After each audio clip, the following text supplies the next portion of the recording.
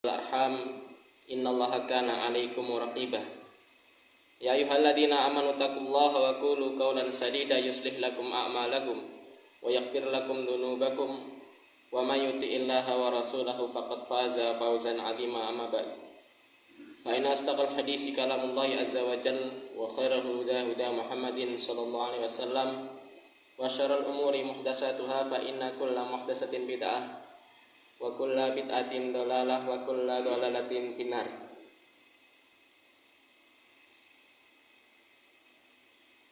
Sebelum khutbah dimulai, mohon jamaah yang masih di luar masuk. Tolong setunggal niku sing adike teng warung niku dipanggil enggal nderek khutbah Jumat nggih. Amal soleh setunggal niku. Ma'asyiral muslimin, sedang khutbah salat Jumat rahimani wa rahimakumullah.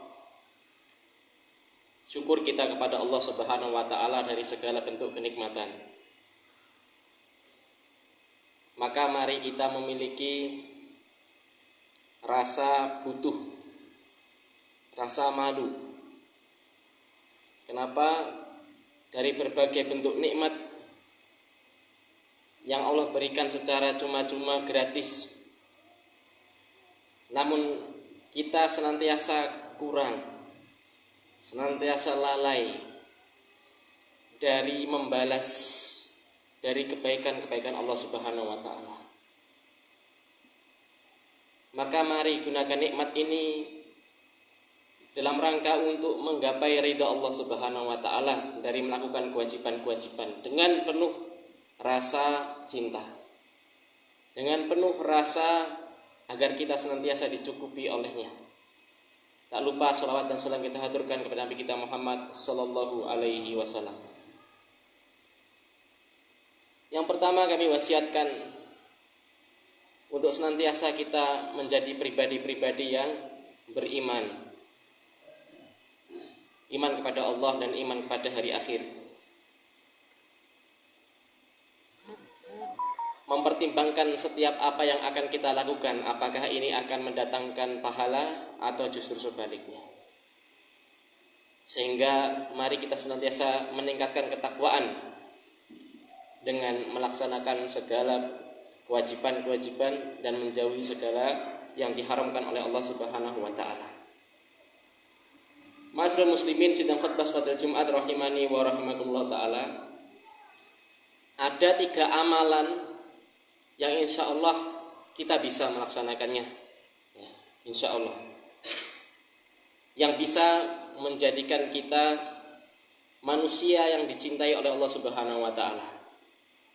Kalau Allah sudah mencintai kita, maka yakin apa yang kita inginkan dari kebaikan dunia, meskipun dunia ini sementara, dan kebaikan yang lebih abadi yakni kebaikan akhirat, maka Allah akan beri. Maka seorang sahabat Abdullah bin Mas'ud radhiyallahu ta'ala anhu, dalam riwayat Bukhari Muslim disebutkan, Sa'altu Rasulullah sallallahu alaihi wasallam, saya pernah bertanya kepada baginda Rasulullah sallallahu alaihi wasallam, ayu amali ahabbu ilallah azza wa jalla. Wahai Rasulullah, amalan apa yang paling Allah cintai? Maka Nabi alaihi salatu wasallam pun menjawab, yang pertama as-salatu ala waqtiha, salat di awal waktu. Summa ayyun, kemudian apa lagi Nabi? Qala birrul walidaini, yang kedua yakni ngabekti marang kedua orang tua. Summa ayyun, kemudian apa malih Nabi? Qala al-jihadu fisabilillah, kemudian berikutnya ialah jihad fisabilillah. Nabi SAW menyebutkan yang pertama yakni sholat di awal waktu, yakni sholat wajib. Kenapa sholat ini didahulukan daripada birrul walidain? Karena sholat itu haknya Allah Subhanahu wa ta'ala, birrul walidain itu haknya makhluk. Maka didahulukan kaidahnya, hak Allah itu didahulukan dari hak makhluk. Kemudian alasan berikutnya karena sholat itu merupakan satu-satunya atau salah satu wahyu yang langsung Allah berikan kepada Nabi Muhammad tanpa perantara malaikat Jibril, langsung di langit yang ke-7. Kemudian alasan berikutnya, ada nanti sebuah hadis disebutkan amalan yang pertama kali dihisab, dihitung ialah sholatnya. Apabila sholatnya baik, maksud sholat baik ialah sholat di awal waktu. Maka riyen enten wali Sufyan Ats-Tsauri kalau nggak salah, itu beliau kalau datang ke masjid itu ngapunten sebelum azan. Beliau wali. Ditanya, lah kenapa kok urung azan kok wis teko? Ditangleti. Lah kata beliau, balik tanya, lah nek jenengan kerja karo juragan, kira-kira niku nek diceluk langsung gage napa mboten? Ya nggih, nek diceluk langsung gage. Nek ora ndang gage ya dipecat. Ya. Berapa banyak kita di kantor itu kesusu, kecelakaan. Kenapa? Karena mepet wedi telat. Lalu jawaban Sufyan Ats-Tsauri, apakah saya tidak boleh? Bukankah hamba yang bagus, yang baik? Nek aku itu datang sebelum dipanggil. Dah senenge juraganku, dah senenge Gusti Allah, seperti itu. Makanya beliau jadi wali. Maka ini nasihat pribadi saya pribadi buat dengan semua. Ya, mari kita agungkan sholat ini. Diusahakan ya. Jangan telat. Nek sholat 5 waktu yo dilatih. Atau kalau darurat saja, terkhusus sholat Jumat, wis engko sik ngenteni khotbah keloro wae ben cepet. Maka sebesar penghambaan kita, kebaikan kita kepada Allah, ya nanti kita akan melihat masing-masing seperti apa balasan Allah. Kemudian kaidah yang kedua, adapun apabila hak hamba dengan hak pribadi kita, maka dahulukan hamba yang lain. Ini kaidah. Ya. Wa yu'siruna ala anfusihim walau kana bihim khassasah. Seorang yang muslim mukmin itu mendahulukan kepentingan orang lain meskipun dirinya sebenarnya sangat butuh. Khususnya seorang yang berumah tangga. Maka penuhi hak istri kita atau sebaliknya daripada kita menuntut kewajiban. Penuhi dulu kebutuhan istri apa, baru itu otomatis istri akan memenuhi kewajiban karena semua punya hak dan kewajiban. Tapi kalau tiap istri suami itu langsung nuntut hak kewajiban yang kukeri, ya nanti akan timbul kekacauan. Kemudian keutamaan atau amalan soleh yang kedua ialah yang namanya jihad atau ngapunten birrul walidain. Birrul walidain ditaruh nomor 2, jihad taruh nomor 3. Ini menunjukkan kepada kita bahwasanya ngapunten, berbuat baik kepada kedua orang tua, terkhusus orang tua yang cuma anaknya cuma kita. Ya. Kalau orang tua masih muda, jek seger buger, golek duit jek rasa, itu lebih mudah.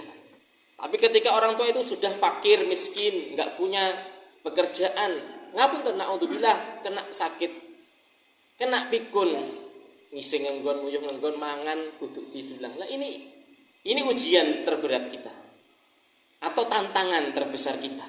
Inilah pintu surga yang menganga, harus kita sambut. Ya kalau kita kepada anak kita itu nyeneng nih, nyawi dulang seneng, ya, soalnya lucu. Tapi nek orang tua itu ngapunten, ada kalau kita tidak memaksakan diri kadang jijik, alhamdulillah. Nek perlu enek adik, enek tunggal sing liyane dikekne sing liyane. Nggih napa mboten? Biasanya gitu kan. Tapi orang tua dulu loro panas jenengan dhisik panas. Tidak mikir-mikir. Sik engko ayo adem dhewe. Ndak langsung bawa bidan, bawa dokter. Tapi kalau kita wis ben, wis tuwa, wong wis umur, nasallallahu saman wala afiyah.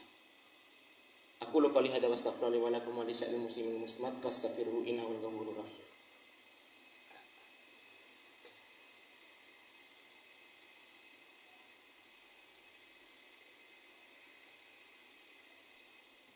Alhamdulillah wassalatu wassalamu ala rasulillah. Ittaqullah faqad faza al-muttaqun.